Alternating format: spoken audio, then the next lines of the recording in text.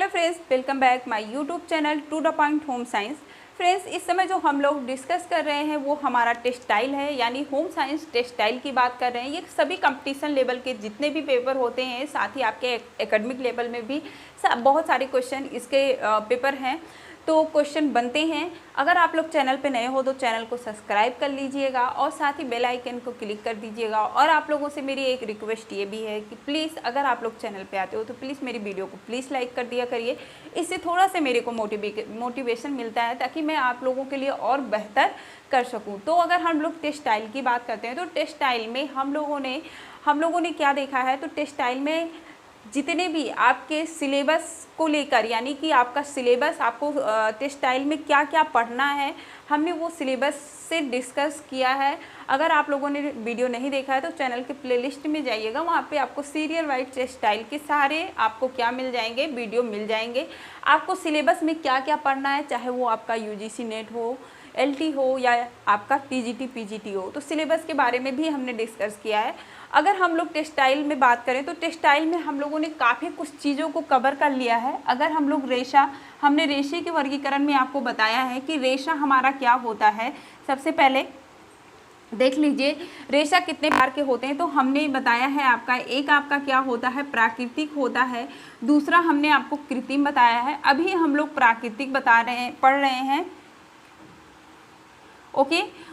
और प्राकृतिक में भी हमने बताया था कि ये हमें 3 जगहों से प्राप्त होता है। वो कौन सा है, तो हमने एक आपको बताया था, एक वनस्पतिक जगत से प्राप्त होता है। दूसरा हमने बताया था आपको प्राणिज जगत से प्राप्त होता है। कहाँ से, तो प्राणिज जगत से। तीसरा हमने आपको बताया था खनिज लवण से प्राप्त होता है, ओके। ये 3 बताया था हमने, आपको याद होगा। आपको प्राणिज वनस्पतिक जगत की अगर बात करें तो ये फिर से क्या हो रहा है, 3 भागों में डिवाइड हो जा रहा है। एक आपका क्या हो जाएगा, बीज, दूसरा तना, तीसरा हो जाएगा आपकी पत्ती, ओके। तो अगर हम लोग यहाँ की बात करें, बीज से प्राप्त होने वाले, चाहे वो कपास हो गया, कपोक हो गया, या तने से प्राप्त होने वाला आपका क्या हो गया, लिलन हो गया, हेम्प हो गया, अबाका हो गया, मनीला हो गया, इन सब के बारे में हम लोगों ने डिस्कस कर लिया है। पत्ती की बात करेंगे तो आपका पिन्ना और सीसल के बारे में भी डिस्कस कर लिया है। तो हमारा ये टॉपिक जो है कंप्लीट हो गया है। हमने प्राणी जगत से प्राप्त होने वाले रेशे के बारे में आपको क्या बताया था, ये आपके 2 होते हैं, ये 2 ही होते हैं मेनली। कौन से होते हैं, तो आपका एक क्या होता है, सिल्क होता है, दूसरा आपका उल होता है, ओके। तो सिल्क की बात करेंगे तो ये भी वीडियो हमने पूरा आपको कंप्लीट कर दिया। 3 पार्ट में ये वीडियो आप लोगों को बना है। पूरा डीपली आप लोगों को नॉलेज देने की जो है हमने कोशिश की है, ठीक है। जो भी डाटा है आपका, आप लोग उसको देख लीजिएगा। आज हम लोग जो यहाँ पे पढ़ने वाले हैं वो उल के बारे में पढ़ने वाले हैं। किसके, उल के बारे में पढ़ने वाले हैं। खनिज में हम लोग सोना, चांदी और एस्बेस्टस को पढ़ते हैं, ओके। तो ये आज हम लोग किसको देखेंगे, तो उल के बारे में देखने वाले हैं, जो कि आपके पेपर ऑफ व्यू के लिए बहुत ही ज़्यादा इंपॉर्टेंट है। अगर हम लोग पिछली सन 2021 की बात कर लेते हैं, किसके, सन 2021 के टीजीटी पीजीटी की बात करें तो 5 से 6 क्वेश्चन आपके सिर्फ और सिर्फ ऊन के चैप्टर से बने थे। चैप्टर काफ़ी लेंथी है और काफ़ी इंपॉर्टेंट है। यहाँ से बहुत सारे क्वेश्चन बनते हैं और बनते रहेंगे, ओके। अच्छे क्वेश्चन बनते हैं, तो वीडियो को स्किप बिना किए पूरा ज़रूर देखिएगा। और जो है मेरी पूरी कोशिश रहेगी, क्या कोशिश रहेगी कि मैं आप लोगों को अच्छा से अच्छा कंटेंट दे पाऊँ। बस आप लोग थोड़ा सा सपोर्ट करिएगा और वीडियो को लाइक करिएगा, ओके। तो हम लोग चलिए उनके बारे में पढ़ते हैं।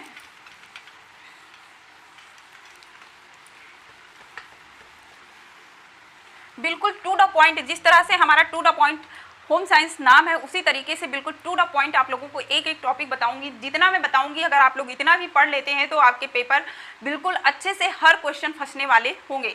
हम लोग देखिए फाइबर जब पढ़ते हैं, ठीक है, क्या करते हैं, जब भी हम लोग फाइबर पढ़ते हैं तो फाइबर में हम लोग 3 चीज़ें देखते हैं। क्या देखते हैं, 3 स्टेप में हर फाइबर को हम लोगों ने पढ़ा है। आई होप आप लोगों ने देखा होगा। सबसे पहले हम लोग इसका क्या पढ़ते हैं, तो सबसे पहले हम लोग इसका इंट्रो देखते हैं। क्या करते हैं, इंट्रो देखते हैं। देन हम लोग इसके स्टेप को देखते हैं, यानी मैन्युफैक्चरिंग स्टेप को देखते हैं। देन हम लोग इसके कैरेक्टरिस्टिक को पढ़ते हैं। क्या करते हैं, तो इसके कैरेक्टरिस्टिक को पढ़ते हैं। अगर इंट्रो की बात करें तो इंट्रो में हम लोग क्या देखते हैं, इतिहास, ओके। इंट्रो में हम लोग इतिहास देखते हैं। स्टेप में हम लोग मैन्युफैक्चरिंग के स्टेप देखते हैं, यानी कि ऊन बनाने के जो प्रोसेस होते हैं उसको देखते हैं। और कैरेक्टरिस्टिक की बात कर लेंगे तो इसमें 2 हम लोग पढ़ते हैं, इसको भी 2 भागों में बांट कर पढ़ते हैं। एक भौतिक होता है, एक रसायन, ओके तो इसको भी हम लोग दो भागों में बांट के पढ़ लेते हैं। तो सबसे पहले आज इस वीडियो में जो हम लोग पढ़ने वाले हैं वो हमारा क्या होगा, इंट्रो यानी कि इतिहास के बारे में देखेंगे। ओके क्या देखेंगे, इतिहास के बारे में देखेंगे। तो ये हर जितने भी रेशे होते हैं हम लोग इसी 3 पार्ट में डिवाइड करके हम लोग इसको देखते हैं। ओके तो आज हम लोग क्या देखने जा रहे हैं, ऊन की बात करने जा रहे हैं। किसकी, तो ऊन की बात करेंगे आज हम लोग। ओके जो कि आपके पेपर ऑफ व्यू के लिए बहुत इंपॉर्टेंट है।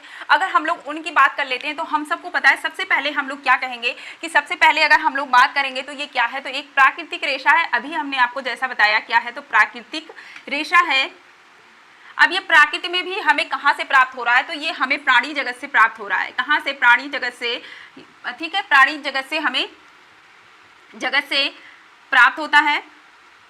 अब हम सबको पता है अगर प्राणी जगत से प्राप्त हो रहा है तो इसमें क्या पाया जाता है, इसे ही प्रोटीन जन रेशा भी कहा जाता है। क्या, तो प्रोटीन जन रेशा भी कहते हैं, रेशा भी कहते हैं। ओके याद रखिएगा, अगर प्रोटीन जन रेशा पूछा जाता है तो आपके दो ही होते हैं, जो भी आपके प्राणी जगत से प्राप्त होते हैं। तो प्राणी जगत से हमें कितने रेशे प्राप्त हो रहे हैं, 2 रेशे प्राप्त हो रहे हैं, सिल्क और आपका ऊन। ओके तो अब इसमें बात आती है कि अगर ये जो है प्रोटीन जन है तो इसमें कौन से प्रोटीन पाया जाता है। जैसे कि हम लोगों ने क्या देखा था, सिल्क में देखा था। सिल्क में हमें कौन सा प्रोटीन मिल रहा था, तो सिल्क में हमें फाइब्रिन नामक क्या मिल रहा था, फाइब्रिन नामक प्रोटीन मिल रहा था। क्या, तो फाइब्रिन नामक प्रोटीन मिल रहा था आपके सिल्क में। अगर हम लोग किसकी बात करेंगे, ऊन की बात करेंगे, तो इसमें कैरेटीन नामक प्रोटीन पाया जाता है। क्या, कैरेटीन नामक प्रोटीन पाया जाता है। ये आप लोगों से पूछ लिया लेते हैं कि ऊन में कौन सा प्रोटीन होता है, सीधे सीधे क्वेश्चन बनते हैं आपसे, आप क्या बताएंगे, कैरेटीन। और सिल्क की बात आएगी तो फाइब्रिन नामक क्या पाया जाता है, गोंद पाया जाता है। ओके ये हो गया। अब अगर हम लोग इसके आगे बात करते हैं इसके इतिहास के बारे में, जैसे हमने बताया यहाँ पे हम लोग क्या पढ़ने वाले, इंट्रो यानी कि इतिहास के बारे में देखेंगे। तो अगर इतिहास की हम लोग बात कर लेते हैं तो इतिहास अगर हम लोग देखते हैं इसकी, तो इसके जो क्या है, इसके ऐतिहासिक जो हमें क्या मिलते हैं, हमें साक्ष्य प्राप्त होते हैं। वो कहाँ पे प्राप्त होते हैं, कहाँ पे प्राप्त होते हैं, तो आप बताएंगे इसके साक्ष्य हमें मेसोपोटामिया से प्राप्त होता है। कहाँ से, मेसोपोटामिया से प्राप्त होता है। अगर और आगे हम लोग इसी में बात करें तो भारत में हमें कहाँ से इसके साक्ष्य प्राप्त होते हैं, तो भारत में जो आपका मोहनजोदड़ो की खुदाई हुई थी, क्या हुई थी, मोहनजोदड़ो की जो खुदाई की गई थी, वहाँ पर भी इसके साक्ष्य मिलते हैं। साथ ही आप लोग को तो ये इतना पता ही है कि हमारे इतिहास, अगर हम लोग किसकी आदिमानव की बात कर लें तो ये लोग जानवरों का शिकार करते थे, और जानवरों के शिकार करते थे, उनके मांस को ही खाते थे, और जो उनके खाल होते थे उनके खाल को ही अपना वस्त्र, ये लोग जो ठंडी होती थी, ठंडी के ऋतु में अपने शरीर को ढकने के लिए या ठंड से बचाने के लिए उस खाल का वस्त्र के रूप में उपयोग करते थे। जब ये वस्त्र क्या होता था, काफ़ी दिनों तक ये लोग पहने रहते थे, तो उसके दाब और ताप से क्या हो रहा था, जो उसके रेशे होते थे जानवर के, वो आपस में ऐसे चिपक जाते थे। इसमें सटने के गुण होते हैं आपके इसमें ऊन के रेशे में, तो वो आपस में ऐसे सट जाते थे। तो उन लोगों ने क्या देखा कि जो है इसके रेशे सट जाते, तो यहीं से इन लोगों ने क्या किया, फेट विधि द्वारा क्या, तो फेल्ट विधि द्वारा इन लोगों ने वस्त्र को, ऊनी वस्त्र को इन लोगों ने बनाया। किसको, ऊनी वस्त्र को बनाया। ओके ऊनी वस्त्र को फेट द्वारा ही यहाँ पे, उसके बाद क्योंकि ताप, आप लोगों से ये क्वेश्चन पूछा जाता है कि फेट जो है वस्त्र किसे कहते हैं, तो जिसे ताप और दाब के द्वारा जिन रेशों को आपस में सटाकर जिस रेशे जो वस्त्र बनता है वो फेल्ट विधि कहलाता है आपका। जब आप लोग जो है वस्त्र निर्माण की विधि पढ़ेंगे तो वहाँ पे आप लोग को ये सारी विधि देखने को मिल जाएगी। ओके तो फेल्ट कहते हैं, तो इस तरीके से बनाया। फिर धीरे धीरे इन लोगों ने क्या देखा, जो बड़े बड़े बाल होते थे जानवरों को, उन लोगों को आपस में ऐठन देकर, रस्सी हो गया, सुतरी हो गया, इन चीज़ों को बनाया। जब इनसे इन लोगों ने क्या दिया, ऐठन देके एक रेशा रस्सी बना लिया, तो इन लोगों ने क्या सीखा, बुनाई द्वारा और नितिन द्वारा ऊनी वस्त्र से निर्माण करना इन लोगों ने सीख लिया। ठीक है, तो इस तरीके से कुछ इसका इतिहास माना जाता है। अब अगर हम लोग आगे बात कर लें, आगे इसके बात करते हैं कि सबसे पहले ऊनी वस्त्रों से या ऊन से वस्त्र बनाने का कार्य किसने किया था, तो आप क्या बताएंगे कि ऊन से वस्त्र, सबसे पहले ऊन से वस्त्र, यहाँ पे लिखेंगे ऊन से वस्त्र सबसे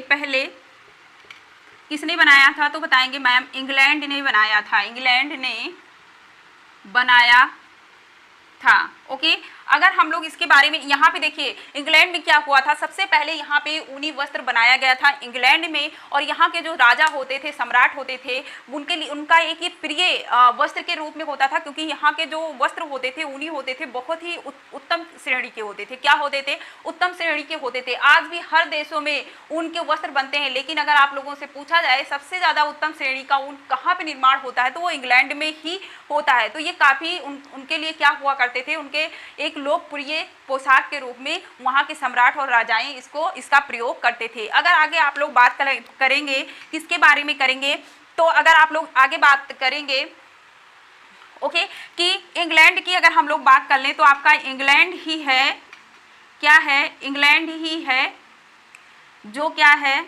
जो ऊनी वस्त्र के लिए विश्वविख्यात है। क्या है? तो विश्वविख्यात है। ये भी याद रखिएगा आप लोग कि ऊनी वस्त्र के लिए आपका विश्वविख्यात देश कौन सा है, तो आपका क्या होगा? इंग्लैंड होगा। आगे अगर हम लोग बात कर लें, यूरोप की बात करते हैं, इसके बाद क्या हुआ था, यूरोप में इसका प्रचार हुआ था। यूरोप में कब हुआ था? तो यूरोप में ये हुआ था 13वीं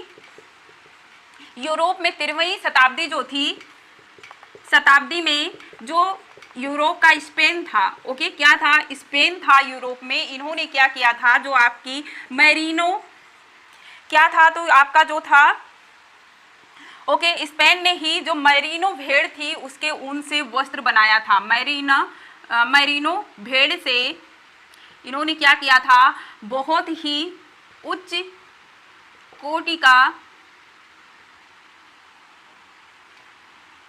ऊनी वस्त्र तैयार किया था। ओके, तैयार किया था, जो किस नाम से प्रसिद्ध है? किस नाम से प्रसिद्ध है? तो मैरिनो ऊन के नाम से प्रसिद्ध है। किस नाम से? तो आप बताएंगे मैम मैरिनो ऊन के नाम से जाना जाता है। ओके, सबसे पहले ये क्या, अगर आप लोगों से क्वेश्चन में यही पूछ लिया जाए कि मैरिनो, सीधे सीधे क्वेश्चन पूछ लिया जाए मैरिनो ऊन का विकास कब हुआ था, तो आप क्या बताएंगे कि ये 13वीं शताब्दी में हुआ था। कहाँ हुआ था? स्पेन में हुआ था। स्पेन कहाँ का है? तो आप बताएंगे यूरोप में। ओके, ये आपका कुछ इस तरह से इतिहास माना जाता है इसका। अगर आगे हम लोग इसके बारे में और बात कर लें, तो ये जो प्राकृतिक, जो क्या है आपका प्राकृतिक, ओके, प्राकृतिक रेशों में सबसे कमजोर रेशा होता है। क्या होता है? सबसे कमजोर रेशा होता है। अब अगर हम इस होता है और अगर आगे बात करेंगे तो ये क्या करता है, तो आप बताएंगे कि मैम जो है ये गीली, क्या? तो नमी और प्लस आपकी ये नमी और गीली अवस्था में अपना कितना परसेंट, 25% मजबूती खो देता है। क्या करता है?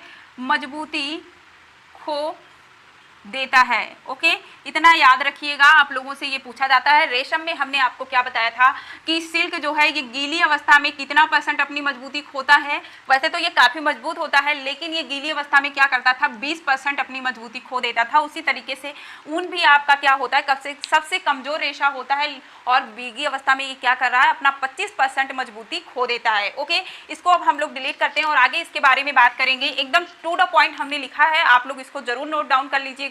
बस जितना हमने आपको पढ़ाया है यहीं से क्वेश्चन बनते हैं। ओके, आगे हम लोग देखेंगे उनके बारे में। आप लोग बस, आप लोगों की सपोर्ट की जरूरत है, जल्दी से सपोर्ट करिए। वीडियो को प्लीज़ लाइक किया करिए। आप लोगों से मैं बार बार एक ही क्वेश्चन बोलती हूँ, इतना अगर किसी से रिक्वेस्ट करो तो वो तो कर ही देते हैं, बस आप ही लोग नहीं करते हैं।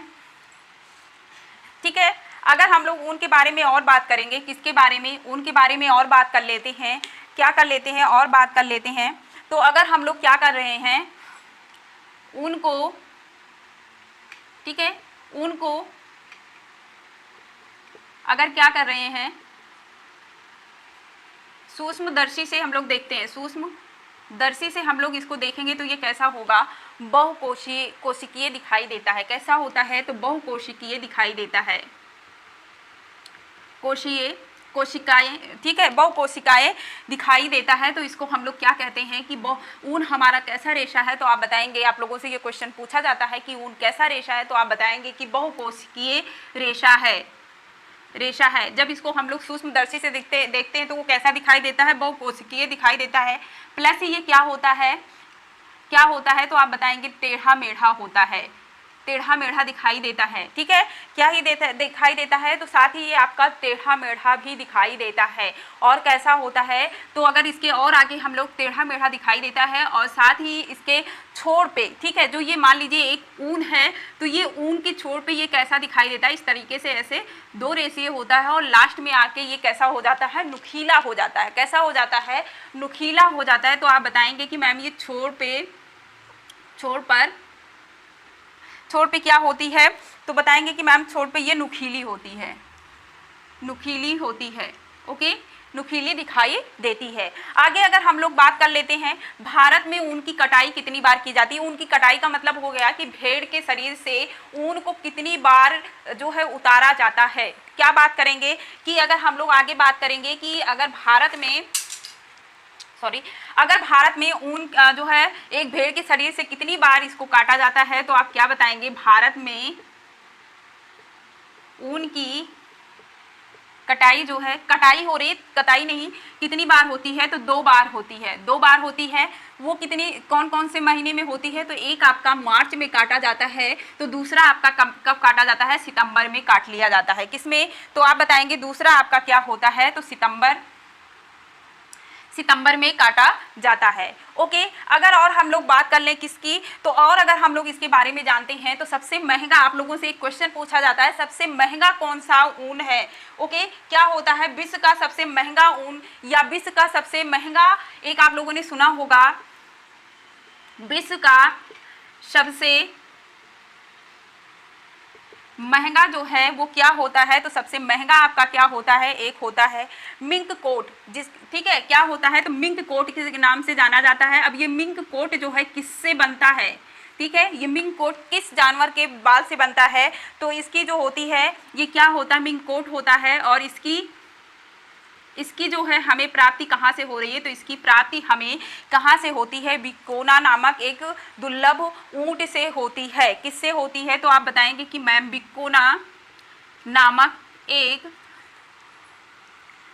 दुर्लभ ऊंट से प्राप्त होती है। ठीक है, से प्राप्त होती है। ये क्वेश्चन कई बार पूछा गया है। मिंक कोट किससे बना होता है, तो मिंक कोट क्या होता है, विश्व का सबसे महंगा कोट होता है। किससे बना होता है, तो आप क्या बताएंगे कि मैम, एक सेकंड, आप क्या बताएंगे कि मैम ये बिकोना नामक एक दुर्लभ प्रजाति का ऊंट होता है, उससे प्राप्त किया जाता है। किससे, बिकोना नामक ऊंट से प्राप्त किया जाता है। और ये दुर्लभ है, इसीलिए क्या है, दुर्लभ होने के कारण ही इसके जो और इससे जो ऊन प्राप्त होता है काफ़ी अच्छा भी होता है, काफ़ी मुलायम होता है, काफ़ी सॉफ्ट होता है, इसलिए ये काफ़ी प्रसिद्ध भी है और काफ़ी महंगा भी है। ओके, दूसरा आप लोगों का अंगोरा बकरी के नाम, अंगोरा आपका देखिए 2 होता है, अंगोरा एक खरगोश होता है, एक बकरी होता है। तो अंगोरा जो खरगोश होता है उसके जो उससे प्राप्त होने वाले ऊन होते हैं वो बहुत ही सफ़ेद रंग के, बहुत ही चमकीले, जैसे आपके रेशम का रेशा होता है उस तरीके से होते हैं। और अंगोरा खरगोश से जो वस्त्र बनते हैं वो खास करके बच्चों के लिए बनाया जाता है, क्योंकि काफ़ी सॉफ्ट इसके